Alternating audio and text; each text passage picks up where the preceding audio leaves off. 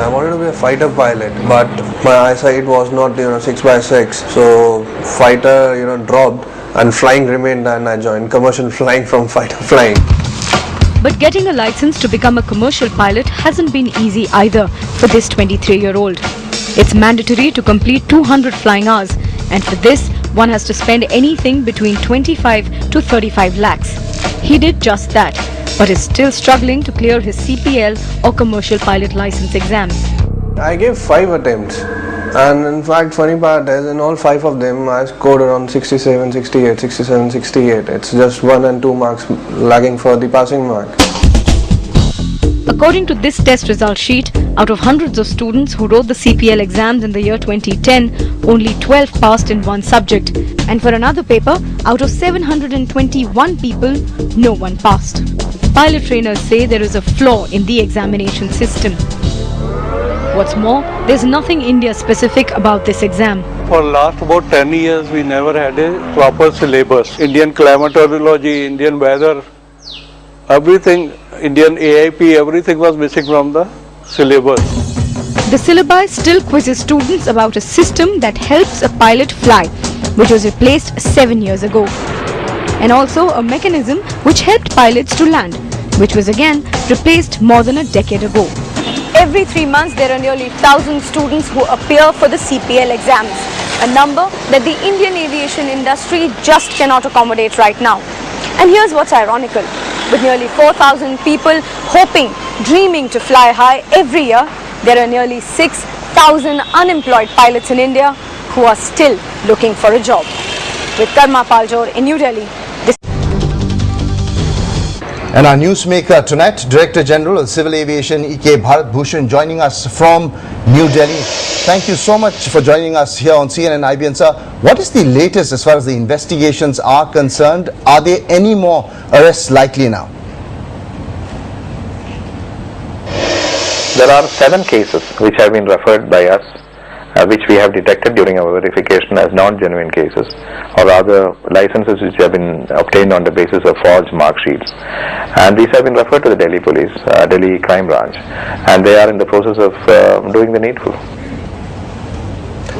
Okay, out of the 7, 2 we believe are fresh cases, but what action is being initiated against those found guilty now?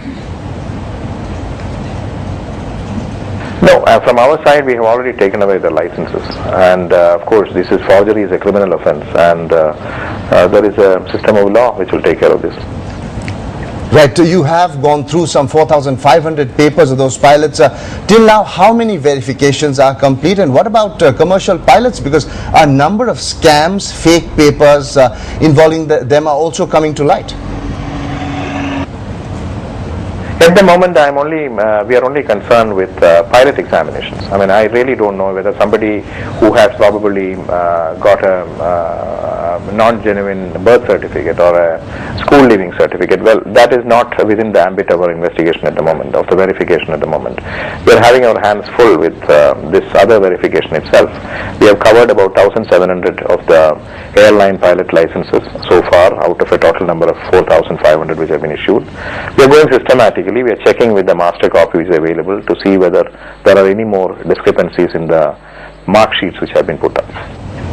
But sir, what about officers within the DGCA? Now, these pilots could not have been able to forge papers or do anything without help from inside. But still, no one is being named from the DGCA. There is no action. Well, this is the first time such an investigation has been given to a professional investigation agency. Of course, in the past there was no reason because these cases didn't get detected earlier. So I think we will have to be patient in the sense, and it may not be nice. It may not be appropriate for us to say that there is such and such segment of officers who are involved or anything without any proof. Of course, we must also understand that these cases have been detected by us. I mean, we people in the DGCA itself. Right, but sir, we have spoken to a number of pilots now, many of them not coming on record because they fear the system, they fear the DGCA. They openly say that their careers will be destroyed, but they tell us about various rates being charged, from everything issuing licenses to even simple forms which are given out. Some of them claiming that they paid 20,000 for a form to be given out to them. Well, it's very difficult for me to answer that question because if at all such practices are in vogue, I am certainly not aware of them. These are all done under the table, as you are suggesting, and I think there is a certain responsibility on the part of the pilots also not to take shortcuts. I mean, there is always a person who's receiving bribes. Yes, there is also a person who's giving bribes. So one has to. I mean, I have never received any complaints that somebody has demanded money or anything. If it comes to me, I'll take the strongest possible action. Right, and from pilots now, talking about a few schools like the Rajasthan Club, which has come under the scanners, we are told by our sources within the DGCA that some schools in Uttar Pradesh close to Aligarh, some in South Tamil Nadu to be precise, and also in Madhya Pradesh now, they are being investigated for faking flying hours, licenses, etc. Can you confirm this to us, sir? No, I wouldn't like to confirm or deny this, but as I said, the system is crying out for improvement. Right, and a final question, sir, to that severe criticism that's coming in from all quarters on the syllabus. We never had it, which is why some of the pilots are saying that it was frustrating. Now there is a syllabus and we are told that it's an exact copy down to the last comma and full stop of a European one. How will it help? You see, there are two types of issues which have been constantly mentioned. One is that the syllabus is inadequate or syllabus is not known to others. Two, that there is no question bank so that the students are adequate. So there is a problem which has been mentioned.